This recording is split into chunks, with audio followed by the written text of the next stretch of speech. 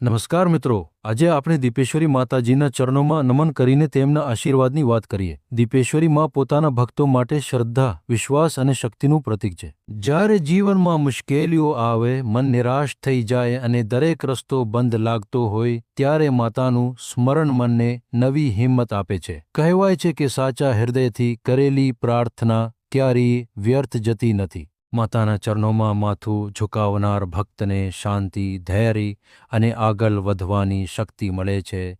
જીવનમાં સુખ હોય કે દુઃખ, સફળતા હોય કે સંઘર્ષ, દરેક ક્ષણે માતાનું સ્મરણ આપણને સારા માર્ગ પર ચાલવાની પ્રેરણા આપે છે. માતા આપણને સત્ય, કરુણા, સેવા અને સદાચારનું જીવન જીવવાનો સંદેશ આપે છે. આપણે રોજ થોડો સમય માતાની ભક્તિમાં પસાર કરીએ, તેમના નામનો જાપ કરીએ અને સારા કર્મ કરીએ. સાચી ભક્તિ માત્ર મંદિરમાં જ નહીં, પરંતુ દરેક વ્યક્તિ પ્રત્યે પ્રેમ, દયા અને સન્માન રાખવામાં પણ છે. જો તમારા જીવનમાં કોઈ મુશ્કેલી ચાલી રહી હોય તો હિંમત ન હારશો.